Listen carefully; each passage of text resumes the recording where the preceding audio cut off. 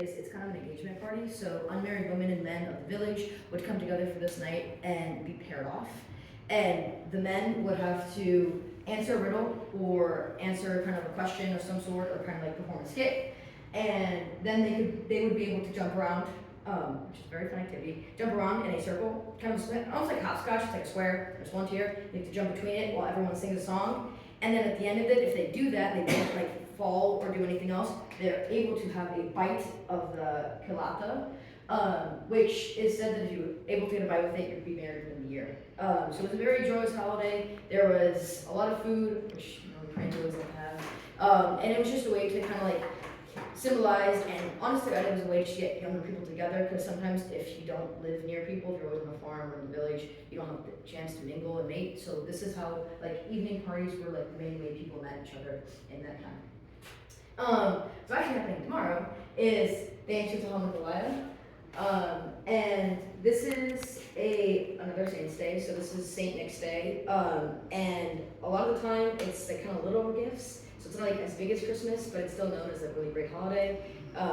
And Ukrainians kids always wait for Saint Nick to put like treats or something underneath their pillows, and if they're bad, they get a twig. In the United States, which is actually what this picture is from, kids put out shoes, and it's believed that Saint Nick will put out coins in their shoes.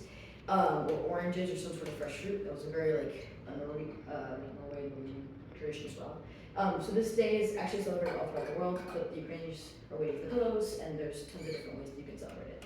And then last but not least, there's Vol, which is Christmas. So I always like to say I have 3 Christmases, because I have Svitin Nikolai, so St. Nick's Day, so then Svitin Nikolai, Riz Vol, and then technically the Epiphany. So as of, I believe it was 2022 when the war broke out, the Ukrainian Catholic Church, the official Ukrainian Orthodox Church, moved the celebration of Christmas from the 7th of the Epiphany to the 25th to get it out of the Julian calendar so that we could celebrate with the rest of the world and not be considered as part of the Russian Orthodox Church, which was a huge move, and it actually covered the entire votive country, which I found really funny that everyone was so concerned about Christmas. So something that's happened on Christmas, so there's a traditional 12 dishes. One of them will typically be a fish. There's always varaniki, you make holubtsi, you make borscht, but you make it clean borscht, so without any of the vegetables in it. It's just like a straight kind of broth. And then a tradition that you put in the borscht is kukushke. So essentially, it's kind of like a varenik, but instead of putting like potatoes in it, you put mushroom in it. And then you again boil them, and one you put a lot of pepper in it, and it said whoever gets the pepper one is lucky for the entire year. I have yet to ever receive one. I once got it at No. Leona's house, which is Yeah, funny. she stole it out of me. I have never yet to get it. My brother gets it every year. The best one.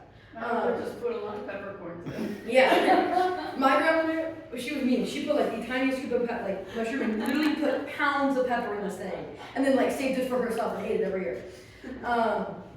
And then the other big thing is called the dutka, and essentially it's kind of, unfortunately, we'll picture it. It's a very big like meat stalks, and they essentially symbolize the ancestor spirit. So another thing that you'll see on a traditional like Christmas dinner is there's a plate for the duch, so the ghost. And this is supposed to memorize all the people that cannot be with you at the Christmas table. So I know we put one out for my grandfather that year before I was born, but we put one and we put his like picture at the plate. And you don't serve them anything, but it's just symbolization that they're always at the table with you. So ancestors are a really huge part of Ukrainian culture.